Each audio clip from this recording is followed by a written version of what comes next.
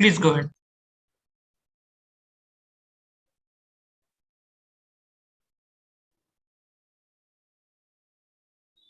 Okay. Hi, everybody. Welcome to the eBaithak that we're going to have with Sanjay Gupta on the topic. I'll just begin again. Hi, everybody. Welcome to the eBaithak that we're having on the topic climate change policies, global versus local. And we have the expert Sanjay Gupta with us. I'm going to hand it over to Akriti to take us ahead. Good afternoon, everyone. Since we're just beginning, I request everyone to please have their mics off and maintain decorum for the session. I'll now be handing it over to Ananya Singh, the student representative of Department of Economics at Kamala Nehru College. Over to you, Ananya. Good afternoon, everyone. Hello and a very warm welcome to everyone. Thank you for joining in today for this eBaithak on climate change policies, local versus global, that has been organized by the Center for Civil Society with Department of Economics, Kamala Nehru College, University of Delhi. On behalf of KNC, I'd like to say that we're elated to learn and expand our knowledge through this session. Thank you. Thank you, Ananya. To just know a little bit more about CCS, we have with us Asmita, one of the fellow thought leaders at CCS. Asmita, please go ahead. Thank you, Akriti. Hi, everyone. I'm going to introduce CCS to all of you. So Center for Civil Society's mission is to advance social change through public policy. We are one of India's leading liberal policy think tanks. We are based in New Delhi. Our work majorly revolves around the education sector, livelihood, governance, environment, and policy training. CCS envisions a world where each individual leads a life of choice in personal, economic, and political spheres, and every institution, both public and private, is accountable. To translate policy into practice, we engage with policy and opinion leaders through research, pilot projects, and policy training programs.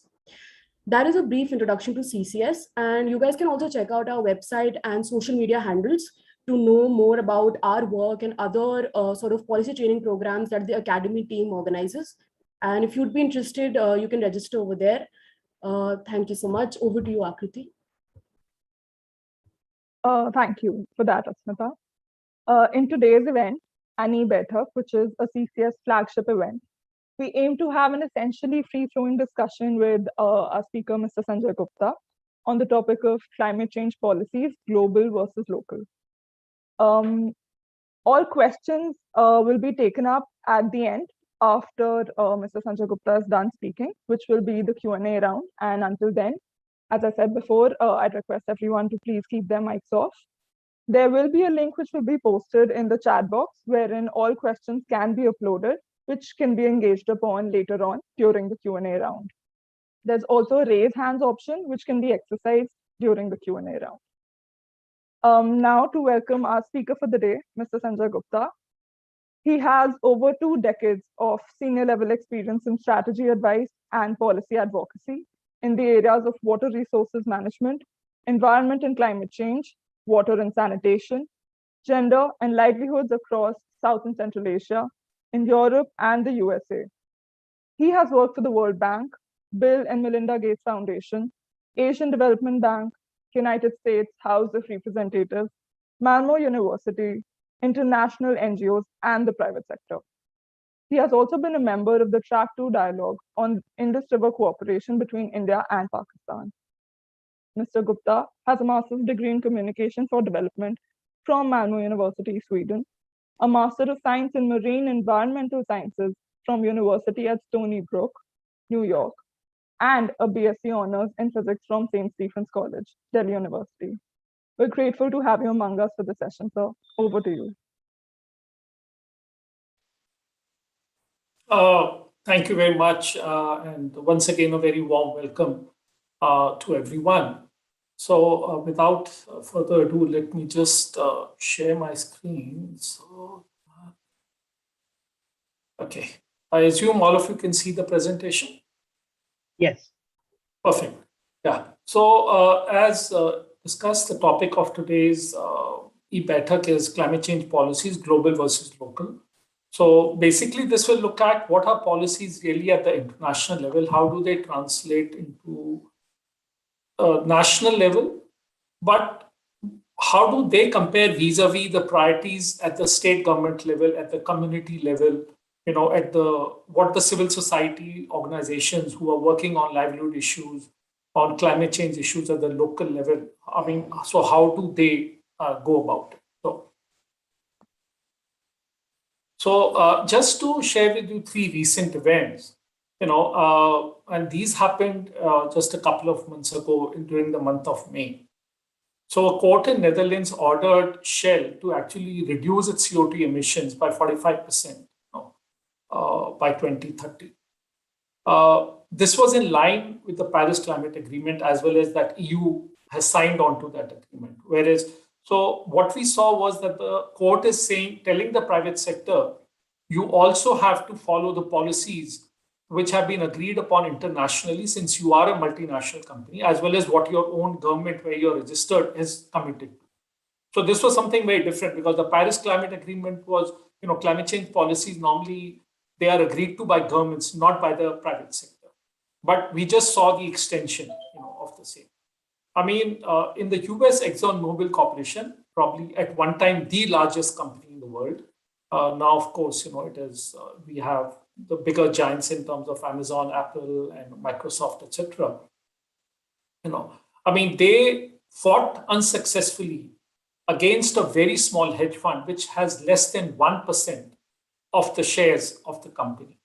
And that less than 1% holding share hedge fund was able to place 2 nominees on the board of the company while going against whole management, simply on the basis that the company needs to shift its a stronger focus to climate change. And that's where ExxonMobil not only lost out the corporate war for 2 seats on the board, but also I think it was a big public relations loss to them. That they came across as a villain who is not focusing on climate change, not looking at the future, strategically speaking, not looking at the future. So they are a company which is more looking at the past rather than at the future, and which is not good for a company.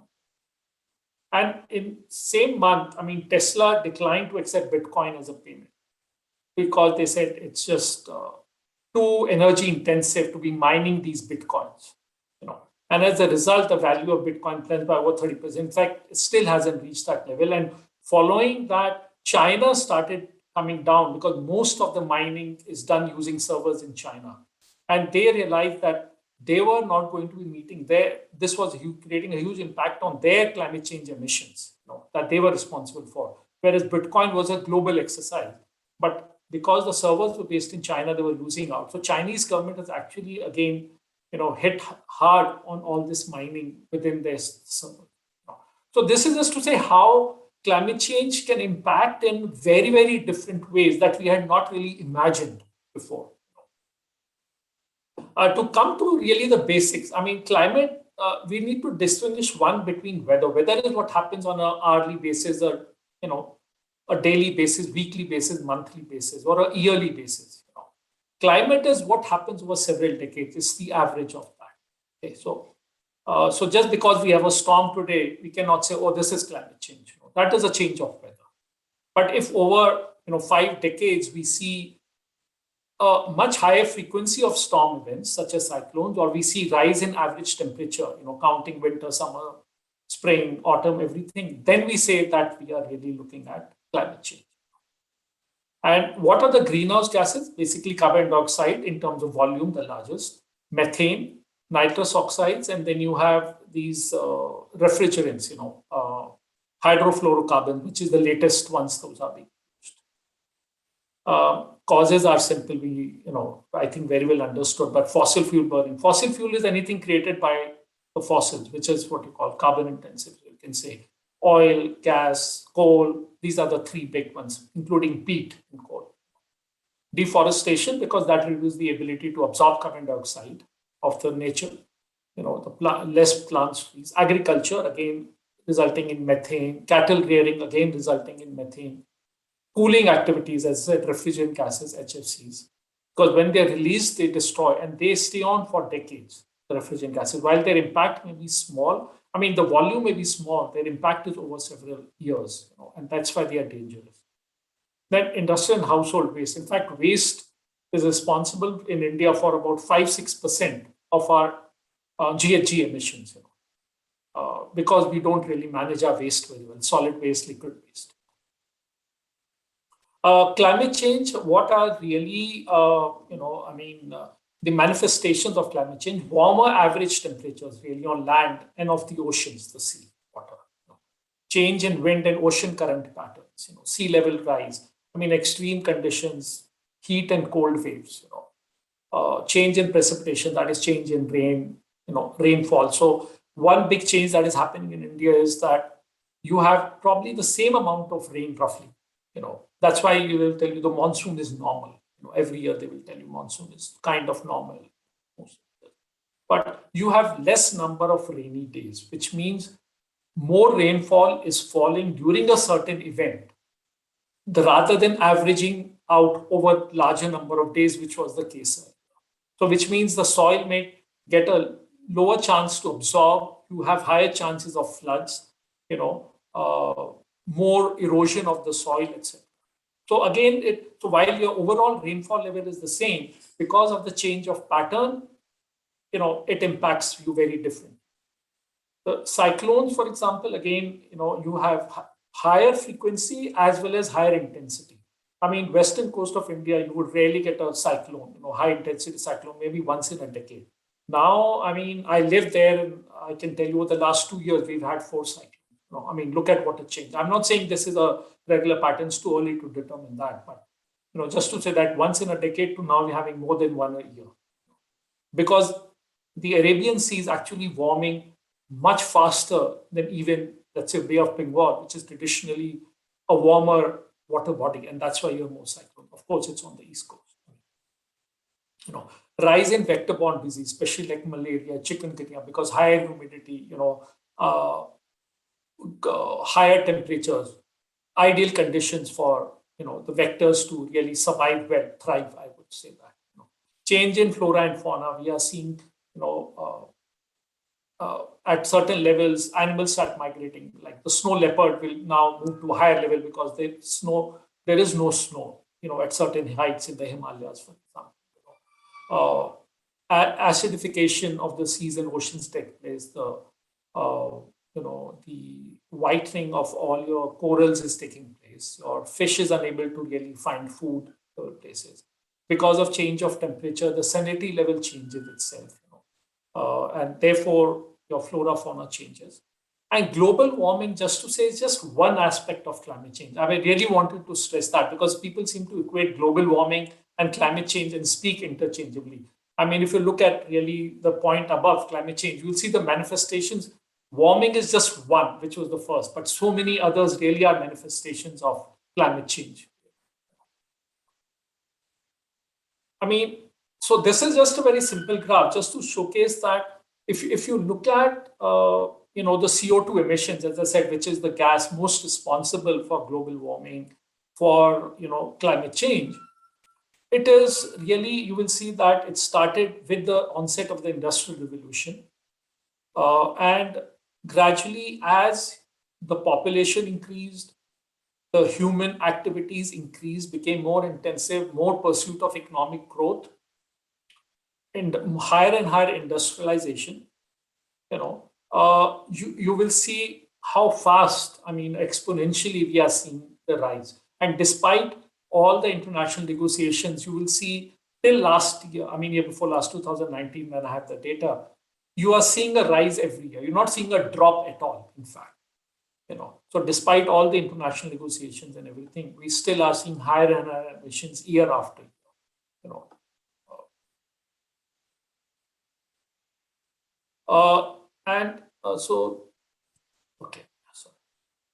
So just a snapshot of how international climate negotiations have changed over time. In 1992, probably this was just after the time I had started working on climate change. The United Nations Framework Convention on Climate Change actually was formed, as a formal UN body. So climate change, let's say, goes back to about 30 years that international, the community, the countries recognize the importance that this is something dangerous we're dealing with. So it's a 30-year-old process, and still, as I said, we've not been successful in actually reducing the emissions. We still are rising year after year. And in 97, 5 years after that, the Kyoto Protocol signed, common but differentiated responsibilities and perspective. Basically, it was just that only the rich countries, which have traditionally been responsible for emitting, the industrialized countries, mostly, let's say, Western Europe, parts of Eastern Europe, North America, Australia. So they would actually help in mitigation. Mitigation is reduction of greenhouse gases. Okay. The others would do what was called adaptation, which means as the climate is changing, you have different manifestations, which we discussed 2 slides earlier. So how do you cope with it? I mean, for example, somebody living in the mountains, suddenly the temperature levels have changed, the water availability has changed in the rivers. So how does that farmer, how does that woman, cope with it? So sometimes farmers are luckier because where it was very cold, now it is warmer, they can grow crops they couldn't imagine growing earlier. So they have actually a higher productivity. So not everything is always negative. There are always some positive aspects of things. But most of the climate change impacts are negative. I mean, let's accept that. Okay, but there are some positive. Okay, the water flows in the rivers, for example, changes. So then how do you deal with that? If you're for example, a company running a hydropower plant, then how do you really deal? Or you're a community drawing water from that. So then how do you really deal with it? If you're on the coast and more cyclones are coming, so which means you require better protection or more protection, or your economic life, social life will be disrupted far more often. So how do you really cope with these things, or higher disease burdens? What do you do? In 2011, finally, so after the community decided in 97 that the poor countries needed to adapt, and India was among those poor countries. Only 37 countries actually, plus the European Union, was supposed to mitigate, reduce.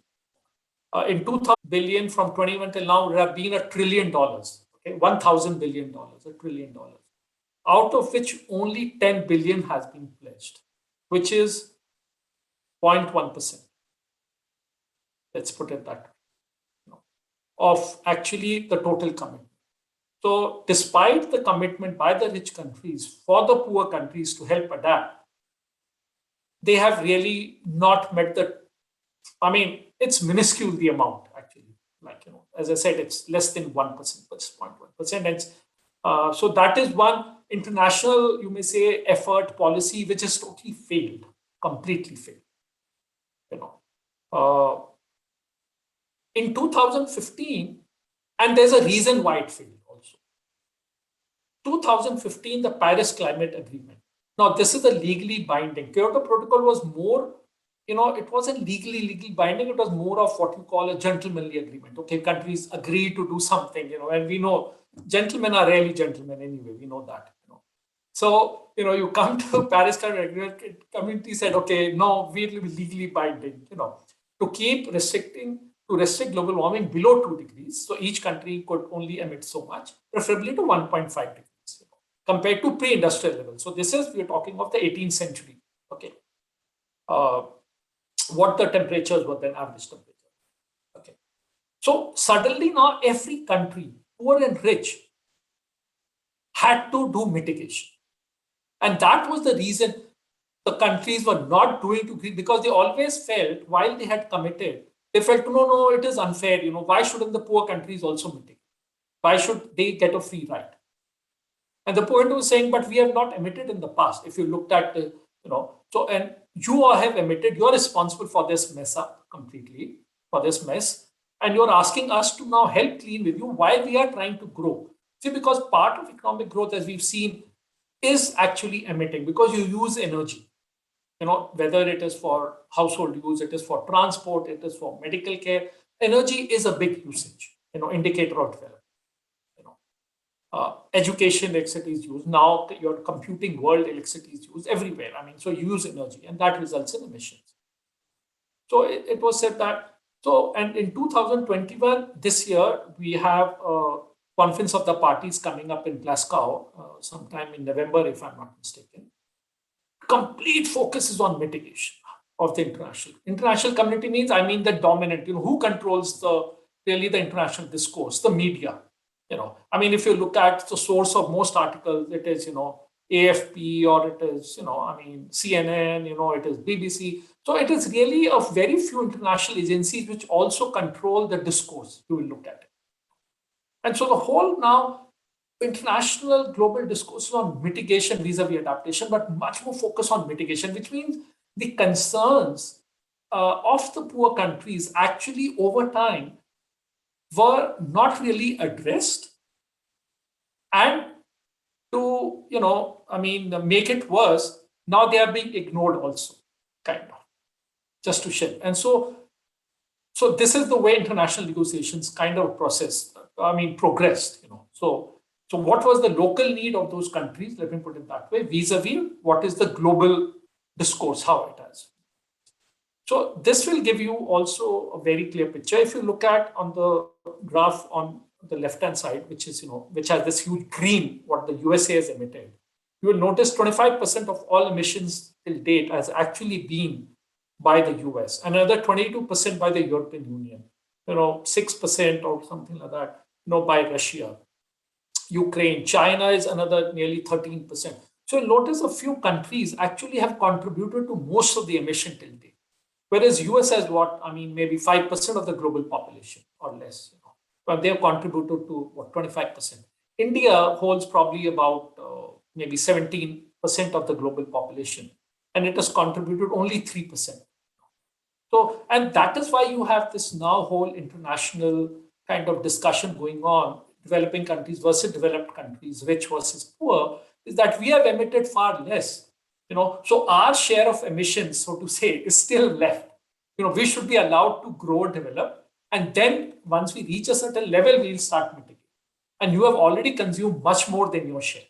So why should we mitigate? So now, and on the right side, you will see per capita emissions, and you will see, Africa, large parts of Asia, South America, you will see in very light colors. India, you will see in very light colors, very little per capita emission. Look at North America, look at Europe, look at Russia, look at China, very high level of Australia, very high level of per capita. So even as we speak, the emissions are far, far higher, in those rich countries, per capita emissions. So the whole debate is basically, India is the third largest emitter if you look at national emissions. But India says, just because the population large doesn't mean, but our per capita emission is very small. So per capita is minuscule of India, vis-a-vis the third largest, in terms of combined. So a group of countries saying we should only consider emissions at the national level. Whereas a lot of countries are saying we should consider per capita emissions, because that is a more realistic. So this whole debate continues, And as I was saying earlier, your global and local interests may not really be aligned. The international discourse has totally shifted to mitigation. In India, the government of India is committed to mitigation through what we call NDCs, nationally limited contribution. So we'll come in terms of detail what they exactly are, but they are basically looking at decreasing the energy intensity of the economy. But if you look at the direct social, economic, and human impacts, and I discussed a few impacts earlier, much earlier on, they are really felt at the local level. If you're living next to the coast and the sea level is rising, and you have a storm surge every 14 days, every month, whenever a cyclone comes, whenever the lunar and the solar tides align, so suddenly you will have inundation of your farm. And then for 3-4 years, you can't plant anything there because your whole soil becomes saline. And it takes about 3 to 4 monsoons for a farmland to actually come down to a non-saline level, so to say. And those impacts are at the local level, but the emissions actually are taking place at the global level. So while a local community or a state in India or a village in India or a city in India, whether it's Mumbai or Kolkata, Visakhapatnam, coastal cities, or large cities such as Delhi, they contribute very little to emissions. Or even if they say, we will clean up our act fully, we will become carbon neutral, which means how much we emit, we are also trapping. So our overall emission levels are zero. Does it help? No, it doesn't help. So, And that is the problem. Everybody thinks that, oh, just because I do a great job still doesn't help me because everybody else is emitting and the impacts, are because of the global emissions. Let me not invest also. So let's say with water pollution, air pollution, what you do the local level helps you directly. It's not a global thing. But here it is what you call tragedy of the commons also, because it's the global environment. So everybody wants to then say, okay, why should I invest when anyway I'll not get my direct benefits of the whole investment? And that is part of the reasons why I'm saying 30 years it has taken and still we don't really have, great movement if you look at, in terms of really mitigation or reduction of greenhouse gases. I mean, there is really no umbrella policy or strategy that can be applied anywhere. The local context becomes, whether you're a mountain, you're living in, plains such as Delhi, you're living next to a river, you're living in a desert, in Rajasthan, parts of dry Gujarat, you are living on the East Coast, you're living on the East Coast, for example, has far more number of cyclones. You are living on the West Coast, you are a farmer, you are a healthcare worker, you are a business person in what industry? No, you own telecom industry, which means you will see, your poles being downed, electricity power supplies coming down with every storm. So then should you place your cables underground? So it's really, your culture, impacts your response. How poor you are, how rich you are, it impacts your response. If you are rich, obviously you get always much better prepared. Little bit of losses don't impact you that much. But if you're poor, you could really face loss of lives, livelihoods, assets, everything. What are your social and political institutions? They impact a lot in terms of, whether it is your gram panchayat or it is your, your caste panchayat, or it could be, your municipality, or it could be your state government. What is their priority? And the impact will vary across geographies and but we have seen one thing, there's always much greater inordinate impact on the poor, the remote, the disabled, small farmers, the disadvantaged, and women. These are really well documented facts. That the poorer you are, whether it is socially or economically or institutionally, you will face greater impact. So the whole resilience built up actually is to build up better social capital, better economic capital, and better institutions. And we'll come to that. But essentially, it really means that. And average, so when they tell you, oh, your temperature increase is going to be by 2 degrees, it really means nothing, believe me. Or you'll say, oh, what is 2 degrees? Today temperature is 37, tomorrow Delhi will have 39. Oh, I can survive. It's not that. It is the extreme that impacts. For example, if your summer temperature, the highest it goes, let's say in May in Delhi is 45, suddenly that becomes 49. That will be okay. Or your winters, if your temperatures, don't become that cold, then a lot of the vegetation that depends really, a lot of the crops that depend on the cold weather. For example, apple growing in Himachal and Kashmir is completely impacted. It has shifted to much higher altitudes now. And those farmers now are struggling what crop to grow at that altitude in the Himalayas, where earlier they used to get frost, etc., for apples to really germinate. So it is really the extremes. Your sea level rise, may seem small, but coupled with the storm surges, coupled with cyclones which push water up, that will impact too much more. Rains, as I said earlier, maybe average, maybe nearly the same. But suddenly you get, 10 days of rain in a single day, or a month of rain, actually, you have got within a few hours. Now that is becoming quite normal. Your whole area is going to be inundated. And that is so it's always the extremes that impact. The average can really fool you, And adaptation activities are mostly in the domain of really state governments, local governments, and civil society. What is it? Livelihoods, it is water, it is healthcare. These are all even under the Constitution really, responsibilities of the state or local government. So provision of public transport, for example, all this. healthcare, which will impact.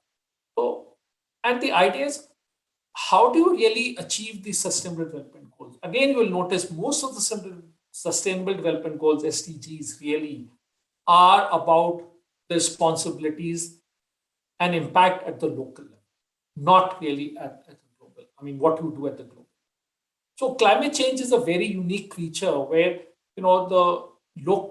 the emissions are local, the impact is global, and then it comes back again at the local level to haunt. And no matter how much you do at the local level, until the international community acts as a single unit, in unison, you will not benefit from. And that is you may say, both the beauty as well as the danger of climate change. And lack of funding has really been to the Green Climate Fund, which I mentioned earlier, a major concern for development. Another was technology transfer was promised, that we'll give you green technologies. But really, practically zero technology transfer is taking place. What has happened is most of the FDI route, which means the company decides to invest in India or in another country. For example, electric vehicles, they will decide to invest, form a joint venture or a complete 100%. And suddenly the country gets that. But it is not as if the government of Netherlands will say, oh, now let me give you this on how to make better solar cells. As a national government to national government, we are sharing that technology with you. That really hasn't happened despite all promises. And that's why, for its own benefit, the private sector has a key role to play both in, if you remember those three examples that I shared, where the private sector was really impacted despite not being a party to any negotiation. It has to play a key role in both mitigation and adaptation, because also a lot of the activities that cause emissions, are really led by the private sector, whether it is the coal industry, it is your, burning of fossil fuels, energy, electricity production, chemicals production, steel, or, steel and iron and steel, food processing, all these are very energy intensive. I mean, and this is just again to, I think highlight that while the changes are very small, if you look at, the graphic, you will see that the sea level rise seems very, very small, in a few centimeters, 10, 20 centimeters. But as I was saying, the impact is much, much larger. Temperature rise, we talk of 1.5 degrees, 2 degrees, but the extreme really is going to harm you. And it can result in really not even billions. We're talking of trillions of dollars of, damage due to disasters or adaptation, disease. Droughts, floods. Already, WHO, World Health Organization, estimates that 2.5 lakh people are dying every year globally simply due to climate change. India is supposed to have, every year, millions of people who migrate due to climate change. That's what several studies will tell you. So it is really impacting, people's lives, livelihoods, and assets, in a very big way already. And the whole challenge is how does the global community continue to pursue economic growth while reversing the trend of emissions? And that is really, I think, the biggest challenge facing the global community at this stage, which is to achieve emissions reduction while enhancing growth and socioeconomic equity, which means your growth not only has to be there, but also it has to be equitable growth. And one of the ways to look at it is to really combine resilience to climate change and disasters while achieving the SDGs, the UN Sustainable Development Goals. And the only document in India where I've seen where they are well integrated, really your National Disaster Management Plan of 2009. But if you look at a lot of focus of the different governments, across the world, including in India in a very big way, has been on provision of water and sanitation, healthcare, nutrition, education, waste management, public transport. But the focus really is not on sustainable provision of these services. There is a disaster, they are severely impacted. Or, we will say that, oh, this particular community had tapped water earlier, now it doesn't have. Because the water source is dried out. We are in a place where, you have water shipped to cities from 300, 400 kilometers away. I mean, when I say shipped, I mean, through canals or pipelines. You have water trains. You have, water tankers are a reality in practically every city on a daily basis for several communities. So those are not really sustainable. I mean, we look at healthcare. I mean, how prepared were we, when the COVID-19 pandemic initially, began spreading its, tentacles. How prepared we were. Nutrition. I mean, in India, one of the biggest vulnerability that we face actually is malnutrition, or living in very, vulnerable areas. For example, living in lowlands where floods will impact, living in highly fragile places where any kind of shift due to heavy rainfall could actually lead to landslides, etc., and will impact. So these are the commitments of India. The third point here: reduce emissions intensity of GDP by 1/3, by 2030, and 40% share of renewables in energy, electricity generation. Additional cumulative carbon sink. Carbon sink means you absorb carbon dioxide actually, by 2030 with increase of forestation, more forests and tree cover.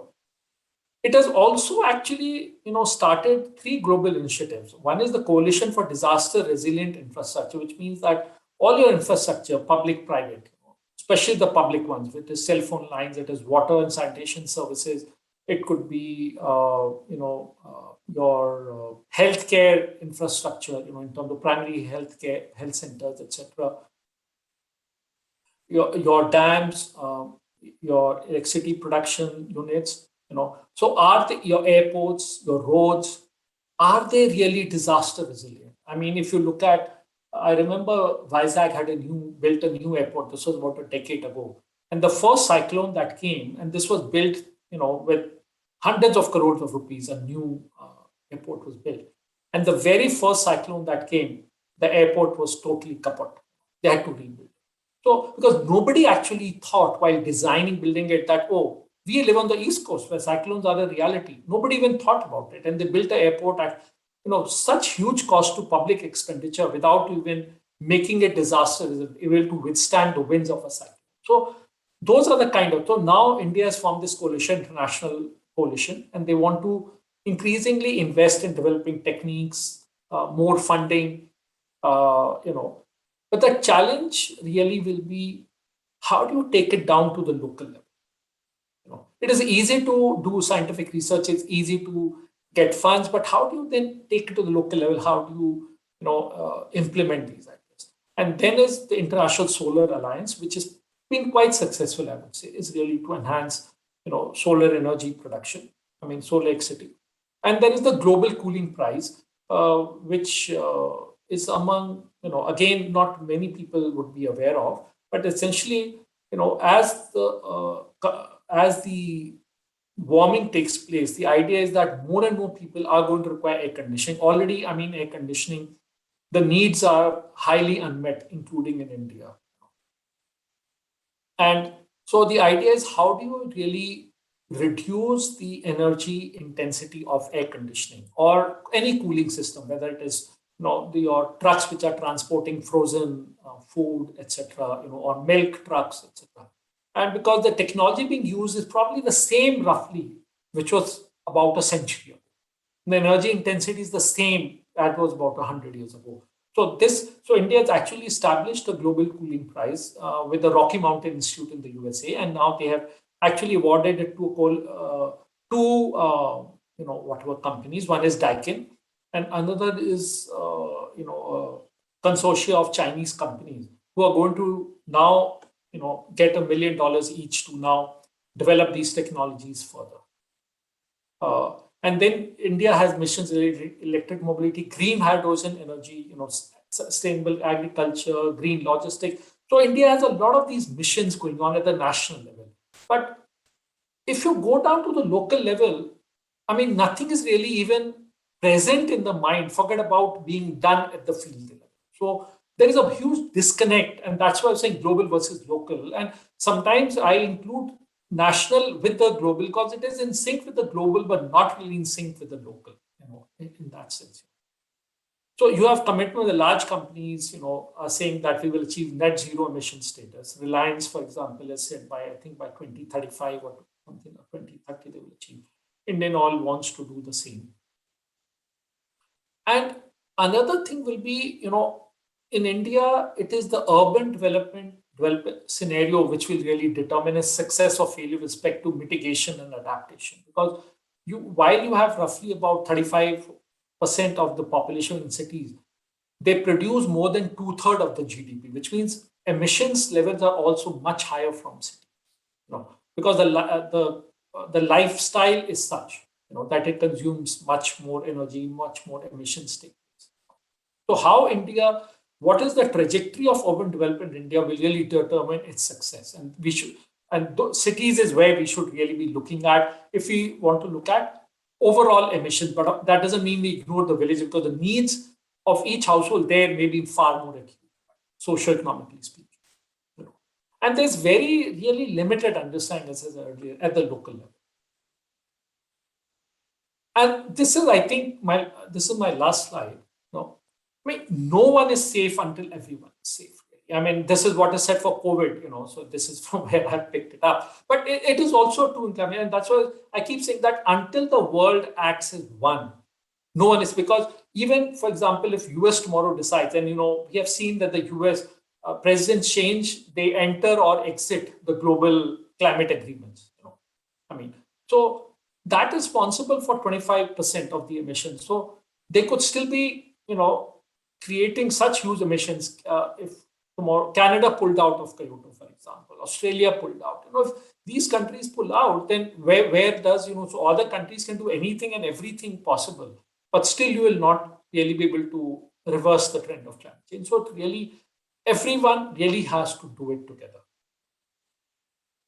And I mean, the ideal resilience, I would say, and I think I referred this earlier, is really economic prosperity, social safety net, which means that somebody falls ill, no matter poor or rich, they should have access to good health care. Or if you lose a job, you have access to a certain, basic payment system, which you can meet your basic needs. Or it could be, where food is not available, food is provided. And scientific prowess, as I think the COVID-19 has shown, that even scientific prowess becomes very, very important. I mean, despite its income levels, India is a rare country at the global level, which actually has produced, and so many people have access to vaccines.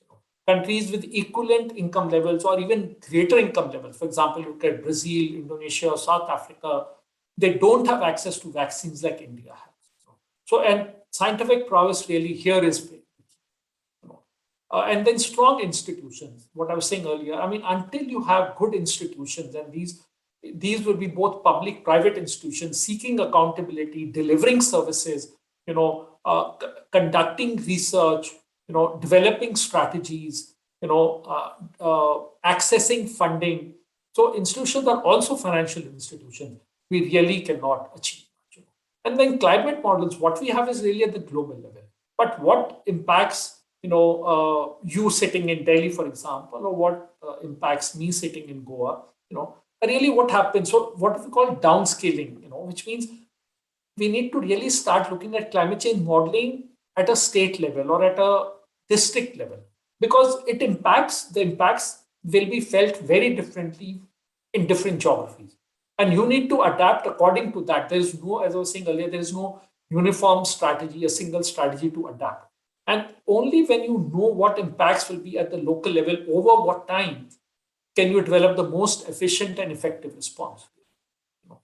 And climate change may be a gray rhino. Gray rhino is really something that is rushing at you and you can see it. So we have been seeing it for at least 30 years, And it impacts are going to be black swan. COVID-19 was said to be black swan, which means an event which you couldn't really predict, but which has a huge impact. And as you're saying, I mean, all these heat waves, already the number of disasters that are going on, people had not imagined, I think, even till last year, nobody knew that they would have these kind of, polar waves, in the US, or heat waves that Europe and North America have witnessed this year. So until we really address this gray rhino, we may be entering an era really of black swans. Not one, not two, but much more than that. And I think we need to keep that in mind. That right now we act, we'll do it efficiently, effectively, and with minimal loss of lives and livelihood and assets. But if we don't, we really don't know. We cannot predict the future. So with that, let me say a big thank you to you for your patient hearing. And any questions, comments, please, they're most welcome. Yeah, thank you very much, Sanjay. So everybody, sorry, I was on mute. I didn't realize that. Thank you very much, Sanjay. For the audience, I just want to remind you that we've shared a link in the chat where you can add your questions and you can upvote the questions that you would like answered. So Sanjay, we have a couple of questions from the audience already. We'll take them one by one. So the one that most people would like answered is this: climate change is something that happens in the long term. So how can private sector be incentivized to take into consideration this in the short term?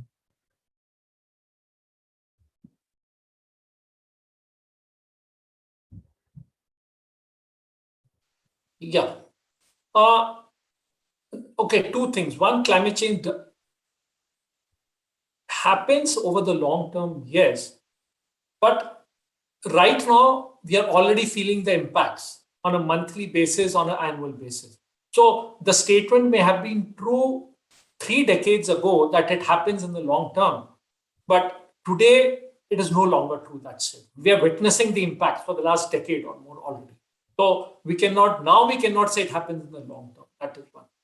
And two, what can we do now? I mean, is nothing really can be done at an individual level or at a small scale.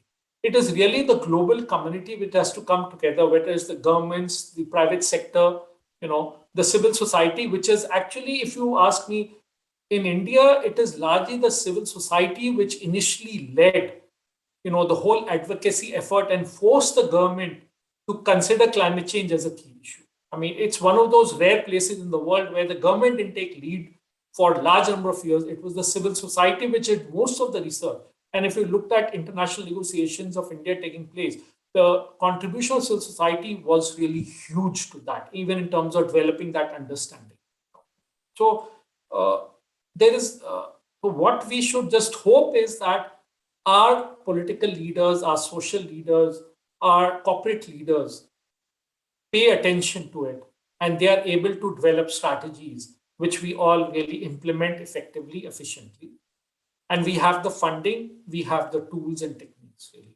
But I think the key thing is a lot more understanding from the rich countries for the needs of the poor countries. I think that is required. But at the individual level, of course, I mean, you can do, for example, switch off lights when not needed, shift to, greener forms of usage, walk where you don't really need to take a vehicle, or a bicycle, not a mobile, So, I mean, we can do all those small things, yes, but you will not really see the impact. So it's not as if these are feel-good factors, really, to be honest with you, But scientifically speaking, they have very little impact. So, it has to be done at the global level, and then translate into everything at the local level. I mean, that's the reality, as much as we may not like it. But what we can do at the local level is adaptation.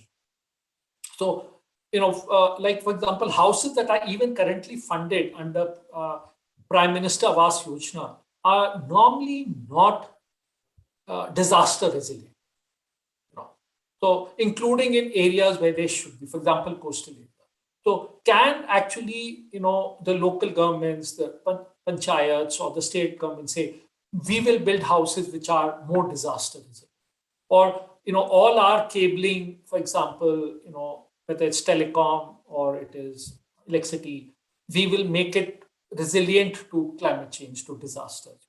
Or our roads we will build which can withstand higher temperatures, or much extreme rainfall. As I said, you have much more rainfall falling within a certain duration, which means your erosion of even roads will be much more. I mean, we keep joking that most Indian roads can't withstand a single monsoon. Now, probably the joke will shift to it can't stand the monsoon even for a single week or a month. because there's the same impact. So at the local level is really where we can do adaptation, I think, really focus on. Create better healthcare system, primary healthcare system, for example. Create more economic prosperity. That's where I think a lot of livelihood solutions, people who are losing solutions due to climate change impacts, for example, how to strengthen those, or to make sure that in the future we don't do. So, and that is what is really required at a local level, is much better adaptation techniques and strategies. So that's what we can do. Thank you. Right. So one thing that the audience wants you to focus on is how is it that the private sector specifically, that is the business in the markets, how can they be incentivized to take climate change into consideration? Because when they are making business decisions, they do it over the short term for profits. But since climate change is over the long term, yes, we are facing effects now. But how will we incentivize the businesses to take it into consideration today? Okay, sure. Let me share, I think, two things that I believe in very strongly. I mean, you went in from the Industrial Revolution, which was primarily driven by coal. Coal, steam engines, you may call them. Yeah. Then companies which shifted to liquid fuels, petroleum-based. I mean, imagine running a car on coal. Who would really buy it? Okay. I mean, your diesel locomotive suddenly became far more. I mean, you don't even see a coal locomotive anymore until you go to a museum, perhaps, or somebody is shooting a film, of 100-year-old, and they want to put out a coal locomotive for that. So, and then you saw the shift to natural gas. Okay. And you see the shift to electricity. Okay. Yes. So, over time, companies which have failed to adapt have fallen by the wayside. So the next big thing really is going to be green technologies. Okay, so companies which are selling what we call brown products are going to go out of business sooner or later. Okay, so in the long term, it is in the corporate interest for companies to say, I want to shift with the global trend. I mean, when countries start implementing their reduction, mitigation, aims, everybody is going to be under pressure to reduce. You cannot say, oh, I'm going to be a more polluting company. No, because there will be no profit. You'll be fined, or your product will. And also expect that already we are seeing a change where, due to these global commitments, less and less exploration of oil is being done. So expect oil prices to increase over time. So it is it may sound to be little, difficult to believe that as less and less people use oil, shifting to electricity, the oil price will fall. It's probably the other way around, because suddenly most companies don't have the incentive to explore anymore also. And these companies themselves are trying to reinvent themselves, to shift more to green energy companies. So that is one. The other is, I think the government of India has been providing a lot of fiscal incentives, to really go to become more energy efficient to companies, and you have what the concept of ESCOs, energy saving companies, energy service companies, where, they guarantee you a certain reduction in your input cost of, let's say, if you're making, tires, they will tell you that, okay, the cost of your tire will reduce by, let's say, 1 rupee per unit, or 2 rupees per unit. Okay. And you pay us 50 paisa for that. Okay. So it's a mutual benefit. So the cost of reduction in energy, the benefit is shared by the group. Okay. So for companies also, the input cost, which means they can either increase their profit levels, or they can reduce the sale price to become more competitive in the market, or a combination of both.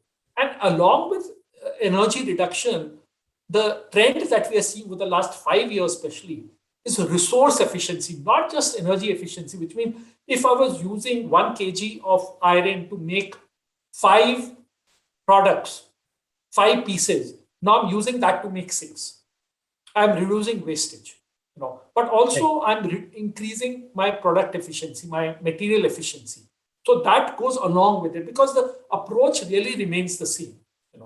So there is, I think, it is a fallacy to believe, as it was a fallacy earlier, that is it environment or jobs? What do you want? The Right. best paying jobs really are in very environment friendly industries. You'll notice over time, and the bad industries. So similar is this. I think, and that is why, despite India being a poor country, I am a very strong advocate that we really need to make a huge shift towards green technologies, towards, not because the international community wants us to do it, but because we want to be very competitive in the global market. Today, we are a huge supplier of auto components, but auto components of petrol, diesel driven engines are very different from those of electric. I mean, after a decade or 2 decades, do we want these companies to shut down, or do we want them to actually switch over to making electric auto components? Right. So I think those are the kind of things we really have to look at, I mean, where the economy, we probably, I would say in the next 30 to 40 years, we will not recognize the world as it is now. I mean, if you look at 30 years ago, you wouldn't recognize the world as we are facing now, right? And so expect that. Okay. So if the corporate sector fails to change, they will die out. There is no choice. I mean, so you can say for 6 months, 1 year, you can give that argument, but even over 5 years, I doubt you can give that argument that, for me, emitting more makes business sense. It just simply doesn't make business sense. There is no sustainability in the whole. Right. Thank you. So the next question is that the most polluting vehicles that we see on the road today are state road transport buses, and there's very little enforcement of pollution control on them. So how do you solve this issue that the government doesn't enforce the rules on its own bodies? I mean, there are two ways to it. I mean, one is what I referred to earlier, strong institutions. And you have strong institutions, you have strong governance, will those be addressed? Okay. And also, I wouldn't completely agree with this one because it is also the state, what you call transport authorities, which have actually led the change. For example, the change to CNG in Delhi was led by DTC. It wasn't led by the Blue Line and Red Line, all those buses that, I mean, you look at the metro, it's electric driven, non-polluting, at least local level non-polluting, and we can talk about why it is still polluting. Most electricity is still made from coal in India, so it's consuming coal-made electricity, so it is polluting, if you consider the whole life cycle of it.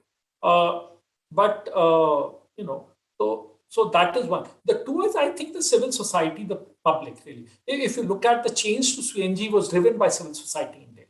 It was driven by students, the whole, just one single image, if you ask me, made the impact. That of a baby's lung, the black lung. I mean, who got that idea? Who created that image? I don't know. But suddenly everybody said, oh, my children have this black lung. I have this black lung. I need to shift it back to a pink lung. I mean, so it is, I think civil society, the academic community, they have a very strong advocacy role. And this is our community. This is our government. We are not separate from the government in that sense. I mean, we are the ones who have elected them. We are the ones they are responsible to. And we need to really, either we believe we are part of it and do something about it, or we can say, I'm not part of it, then don't complain also, I would say. So there is a very strong role for advocacy, for accountability, seek accountability. I mean, Mr. Mehta, MC Mehta went to court, using the environmental laws and got Taj Mahal cleaned, So, I mean, he was just one lawyer, So, and he brought about this huge change in India. I mean, so, and that led to then, cleanup of the rivers, Mathura oil refinery, then having to clean up its case, So it's individuals or civil society can make a huge change. I would say that. I think we really underestimate our own strength. As long as we have the right intentions and tenacity, we can achieve a lot. I mean, there is no, limit to what we can achieve. I believe that very strong. Yeah, thank you. So the next question is that recently the government rectified the Kigali Amendment, which was in line with the Paris Agreement. What do you think? Why India has taken this step, and will it have a negative impact? Well, I mean, India has taken the step. See, that was refrigerant issue I had raised earlier. The previous two generations of refrigerants, were actually all had chlorine in them. The previous two generations, and so they were causing what you call ozone depletion. They were leading to some global warming, yes, but the primary concern was ozone depletion. Okay, and so then you had the Montreal Protocol earlier, which led to phasing out of the earlier gases, and then CFCs came into being. But gradually, chlorofluorocarbons as a refrigerant, and then was realized that even those are actually having an impact on the ozone depletion, lesser than earlier freons, but still they have an impact. So the Kigali thing was all about actually even phasing out CFCs and then only going with HFCs. Okay, HFCs are hydrofluorocarbons. Remember, see, there's no chlorine in them, Right. And which are now being used, and which is what India has agreed to now use HFCs. But even HFCs will hopefully gradually be phased out over. India has now agreed to even phase them out by, let's say, mid of 2040, something like that, because even these are leading to global warming. While they don't impact ozone, they are responsible. And these, as I was saying earlier, they stay on for decades. So even a small volume will impact over years, And the plants are not, see, carbon dioxide, okay, you plant more trees, you have higher productivity of the oceans, there is a chance they'll be absorbed. You can do carbon capture, but there's no way you can do HFC capture, as you call it. So it is a step, and I don't think it's going to any harm. The government of India that way has done it. Number one, you still have 20 plus years. Okay? And that's a long time. And I think India has done it realizing that the local industry will not be impacted in any way. Right. And I don't think, so it is what I would say a highly positive step. And if actually the global climate change community can focus on the success of the Montreal Protocol and the Kigali Amendment, I think they'll do themselves a favor, because that is one really at the international level. Again, what I'm saying, emission at the local, impact at the global, and then again at local level, really. And they have achieved that success. So I still have hope from the international community that it will see reason and it will actually, start working at a faster pace, in more intelligent ways, in more sensitive, humane ways, which is also lacking, I would say, right now. So it is, I would say, very positive. I don't see any harm arising from it. Thank you. The next question is regarding gender. So, what is the role of women in fighting in climate resilience or fighting climate change? One is that, as I said earlier, women are inordinately impacted by climate change. Okay, especially when you look at, let's say, disasters. Always women face the brunt of disasters far more than men do. Even in COVID, we have seen far more women leaving the job market compared to men, for example, because they are saddled with family care responsibilities. They are saddled responsibilities of fetching water, basically, taking care of sanitation needs, etc. So women have certain not unique, I should say, but dedicated, the social norms place those more on women than on men. And therefore, they are much more impacted. What do they have a role? I would say, I'm not sure if women specifically have a role per se, but I think they have a role to, arm themselves with more information, with more knowledge, because they have much stronger interest in seeing reversal. Because it is they who will suffer the most. It is the girl children who will suffer the most. Even now in a family of two, if there's one cell phone, it is the boy who's getting access to some form of whatever, digital education vis-a-vis the girl child. So, I mean, the impacts are already being felt, much greater extent by women. They have to go much further. Farming, again, let's realize that farmers are going to impact it, but all the back-breaking work, and I mean it when I say back-breaking work, you look at anything in farming which requires bending over, that is done by women. Any work that is a financial transaction or that involves mechanization is done by women. So when we talk of a farmer, if I take a group from anywhere in India, rural, urban, and I say, draw me a farmer, I can tell you at least 9, if not 10 out of 10 will draw a man, not a woman.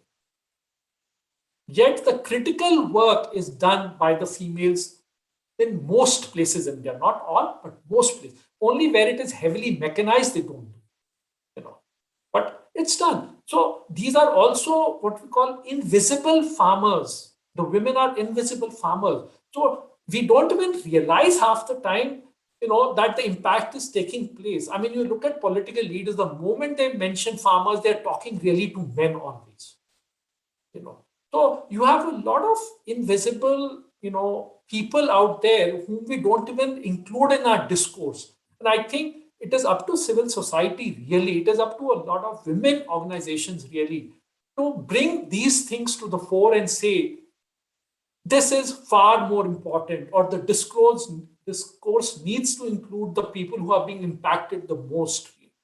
And that, I think, is not really being done, I would say. Thank you. So the next question is, can globalization help to solve the problems persisting in local level? And what should be the government's approach in implementing this model in the country? So the model is globalization. Yes, I mean, the idea is localization, actually. As I was saying, the agreements happen, the funding, the techniques are at the global level, and they come down to the local level for implementation, for use by different people. So that actually is the only approach that will succeed. And the role of really the local governments or local communities is to really plan things for themselves. Inclusive planning, but mind you, not a single household, not a single person to be left behind. So what I was saying earlier of downscaling, the models. I mean, we know that India will face, temperature rise, rain. I mean, even if you look at current prediction of rainfall, most of the rainfall gives you over a very large geographical area of the prediction. But I don't know in my block what the rainfall is going to be, or in my village what the rainfall is going to be, or do I need to take an umbrella if I'm commuting from Connaught Place to Nehru Place on a daily basis, because the rain will only be in North Delhi, or do I don't need to bother about taking an umbrella? So, or will I face a traffic jam, so I should not do my meeting today, travel out, or will I face a traffic jam? Those kind of things. So, and if people don't know, for example, they go out and get stuck in traffic jams, then they are causing far more emissions. You have productivity losses, people being stuck on the road with nothing else to do, really. So the local scientific information is really very, very important. And I don't see enough state governments investing in that, saying that, okay, we need to invest, create a department of science and technology, create a department of climate change, which will really carry out this local level modeling, and of course, with help from central government agencies and departments, So I think the state governments, the district governments really need to start focusing a lot more on knowing how they are being impacted, how they will be impacted, because that is only when they can prepare plans. No, we can have the best of intention, but if we have poor or inadequate information and knowledge, our intentions will not do us much good. And that is where I see lacking. And the corporate sector there, can really come as part of its CSR efforts, and actually even as part of its survival strategy. I mean, you have so many, large corporate units in very critical areas. Can they really start sponsoring this modeling efforts and all that, because it was going to impact them also. Their operations also going to be impacted. So that is where I see a strong role also of the local governments, is to really start developing ways and means, including institutions, to really academic universities, for example. Why don't universities invest far more in this? Looking at it. So that is what I expect really, and would wish at the local level it is being done, is generate far more knowledge for local consumption, for local strategy building, for local planning. I think that is what. Thank you. The next is a two-part question. So there is no climate change mitigation law per se in India, and there have been very few climate litigations here as compared to developed countries. So in these litigations, most use the human rights and Paris Agreement logic. What existing laws and rights can be utilized from the Indian Constitution for successful litigations? There are no particular, I mean, there's no law which says I am for mitigation, yes. But there are existing laws, rules which are pushing towards, let's say, greater energy efficiency, your emission standards and all that. So those are helping. Okay. When the government of India has committed to a certain mitigation energy intensity, it is using both a carrot and stick approach. For example, your whole labeling system, Bureau of Energy Efficiency, all your appliances now are labeled 5-star, 3-star, 4-star, and there is a push on companies to really make much more energy efficient appliances now. You don't really see, the filament bulbs anymore. Most places you will always come across, the much more updated bulbs, LEDs, or what you call, what's the other name? I forget. I mean, CFLs, CFLs or LED bulbs, which are now being really used.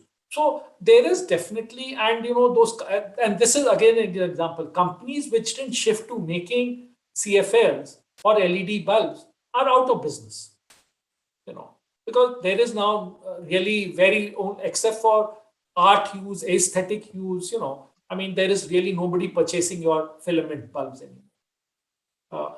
Your tube lights over years have become smaller and much more energy efficient. They give more light for the same wattage.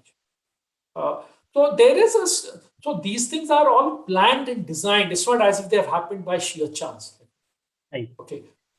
There are laws, for example, to clean up waste, which are not enforced, but there are laws to clean up waste. There are laws on how to dispose of solid waste, which emits a lot of methane, etc. For example. And I think that is the beauty of climate change. We have to understand that climate change is going to impact every sector, every economic sector, every social sector, and every aspect of our lives. This is not a single sector thing. There is no single law that can address it.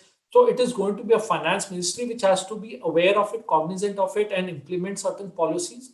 Your industry ministry has to do it. Your your health ministry has to do it. Your automobile, Department of Motor Vehicle, they have to do it. Your shipping industry has to take care of it. So it is not an environmental issue. I think let's get that clear. Climate change is not an environmental issue, as much as people like to think it is.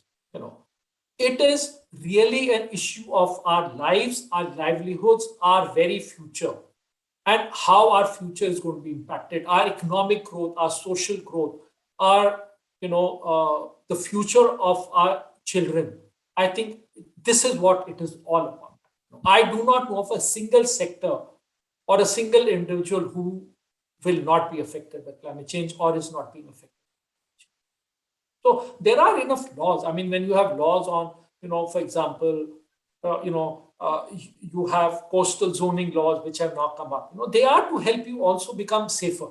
That you don't go and build, a structure within 500 meters of the high tide line and all that. So those are all laws that are being put in place.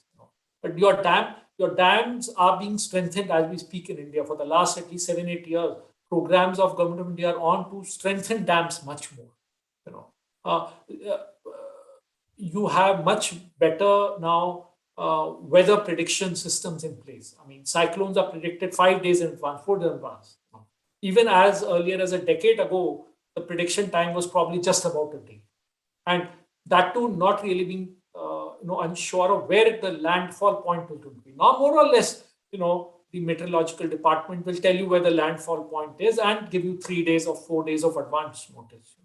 So, I mean, so there are different things really happening. The laws are, the motor vehicle, increasingly you will see this whole incentive towards electric vehicles or, emission rules being tightened over time. So those are laws which are being used. And, so everything is really, your water efficiency is being pushed. People are being encouraged, to pursue water efficiency. So those again are part of meeting the climate change challenge. So in that sense, have I answered the full question? I'm not sure, or did I miss out on the second part? Yeah, no, I think your answer did cover it. The next question is, actually there are two questions that are similar to each other, so I'll just club them. So what are the major reasons why, even after so many years and agreements, there's been no significant impact to improve the situation? And just along with this, like the Paris Agreement, so it is legally binding. So who enforces that legally binding part? And those penalties, do they create an incentive enough for the countries? Yeah. I mean, why? See, the global discourse has moved forward, and while the overall emission levels have risen year after year, the scenario is better in sense of that if nothing had been done, the emissions level would even be far higher today than what they are now. So overall, the energy, what you call the intensity of the economies have decreased over time. For the same, let's say, liter of petrol being used or joule of energy being used by an economy, by a national economy, the productivity is now much more. Okay. So, but the reality is international population is growing. Right now, I believe it would be what, about 7 billion or something. Population is growing. So economic growth is still happening. So, I mean, and look at Delhi, right? I mean, they implemented CNG and suddenly the air was clean. But over time, what happened? Then you had vehicles growing. So even though vehicles are becoming more energy efficient, the emission levels are reducing. But the sheer number of vehicles is so much that the overall pollution is far more now than it was, let's say, 20 years ago, 15 years ago. So same is happening at the global level. So while overall things are improving, but in total, the emissions are increasing. Okay, and that is why you're not seeing in the graphs that I showed, you're saying, okay, and so what we actually have to do is, as I said, reverse the trend, really. Because right now, we definitely will achieve 1.5 degree rise average, let's say in the next decade to 2 decades maximum. And good chance, and if we don't really get our act together, it will, by the end of the century, we may see anywhere 3 degrees, 4 degrees rise. So the idea and the world itself is now more or less tuned to the fact that they will not reverse it. They want to limit it to 1.5 degrees, maybe 2 degrees. Okay, so that is also kind of an agreement that has been reached that we will, and even the Paris Agreement actually talks of 2 degrees, mind you. Okay. It says let's strive for 1.5, but the emission reduction is for 2 degrees only. That is the legally binding part. Okay. So that's where we are not seeing the change because overall consumption is rising. People shift from villages to urban areas. Your lifestyle changes. You emit far more. You consume far more. So that is one. Two is what will be the penalties? Who will monitor? It is the international community. I mean, I think which will monitor. The penalties may be, some may be very direct. For example, companies may. The EU, for example, now is considering that they will impose a carbon tax. Okay, so companies which are more carbon intensive their products may end up becoming marginally more expensive, which means they'll become marginally less competitive. Okay. So expect those kind of things to happen. I mean, tomorrow, what happened in Netherlands, what makes you think that Supreme Court of India may not pass a judgment saying that companies also have to adhere to Paris Agreement directly? Okay. So because, I mean, courts in India have been fairly pro-environment.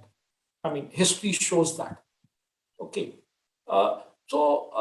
And, so there are different, there is not direct, penalty per se. Okay. But there will be a lot of indirect ways that a country comes under pressure. What I was saying that if you don't really innovate, your businesses will not be able to compete. I mean, who really is now looking for a coal locomotive anymore?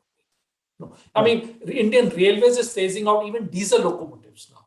Yeah. Okay, and they're going fully electric.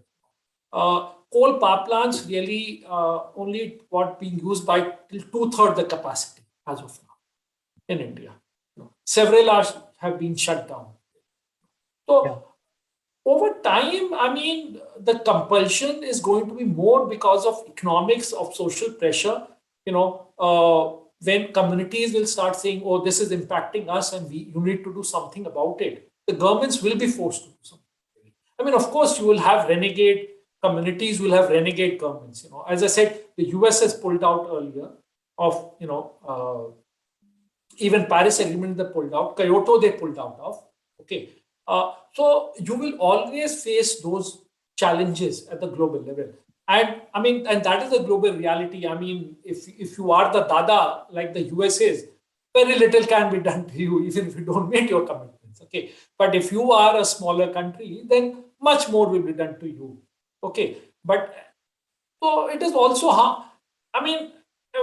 we see that in all global institutions. Look at the Security Council where you have 5 permanent members, and the rest. So, I mean, we need to also be very realistic about it. The global community or the global institutions are not egalitarian by any chance, or they are not devoid of vested interests, or they're not devoid of politics, or that domestic politics does not impact international position. Of course it does, to a very large extent.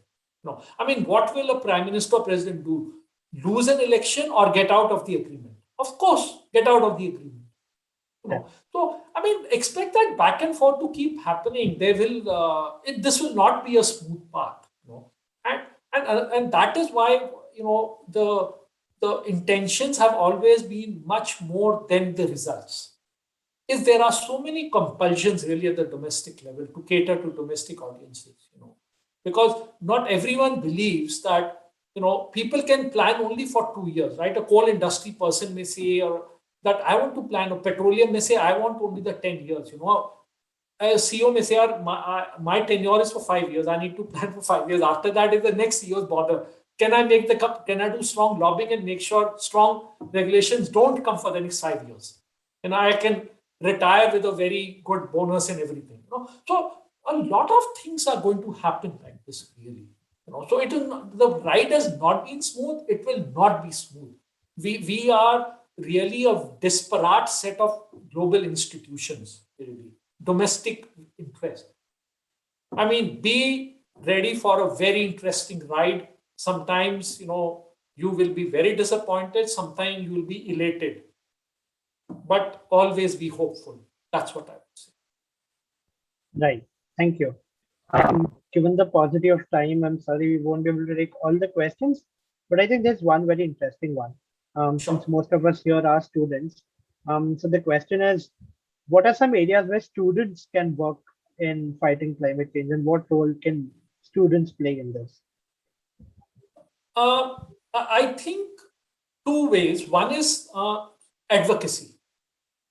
Students have been great at environmental advocacy till date in India. Not in India, I mean across. So that is, I think, because it's very difficult for any adult to counter a student. They are considered, let's say, individuals with no vested interest other than thinking the good of the company. So you can't say, oh, you are lying to that, you have this special interest. So they really are they come across as very good advocates. That is one. But for that, as I said, they have to arm themselves with information. They have to arm themselves with knowledge, with strategies, because even advocacy is not easy to do. And especially now with the advent of the social media, each individual, while being a consumer, is also a broadcaster. So how do you really? So at one level, it makes things very easy, but another level, you also can run into example of extremes, as we see in other discourses, where people with extreme views take over completely. Right. So that is one. The second, the students are our future citizens, and I think they need to develop that sensitivity that they will go ahead with future decisions, a decade from now, 2 decades from now, when they are actually managers, they are members of parliament, they are the ministers, they are the CEOs, they are head of organizations, really, And so it is very important, I think, for our student community to be well informed, to have that knowledge, because the change in our economy will come over several decades. While the impact is being felt as we speak, the reality is change will come. The change will be slow, deliberate, planned over time. And so the students of today really are going to be really either the biggest sufferers of climate change, because we individuals of my generation are giving them not so great a legacy, or they're going to be the ones who actually solve this problem which we have created. Thank you very much, Sanjay. It's been a very, very interesting conversation. I will, for everybody, I'm sharing the feedback form for this session in the chat. I'm now going to hand it over to Akriti. Thank you so much for this enthralling, engaging session. And I was constantly jotting down notes because there were so many things that were so interesting, and it was really informative, and I got to learn so much from this session. And we're very, very grateful to have you here with us. And I think Ananya would also probably like to drop in a word on behalf of KMC. Yeah, I would like to thank Sir and CCS on behalf of the Economics Department at Kamala Nehru College for this insightful session. The eBaithak was very enlightening and has helped us understand and acquire in-depth knowledge on the said subject. Thank you so much, sir.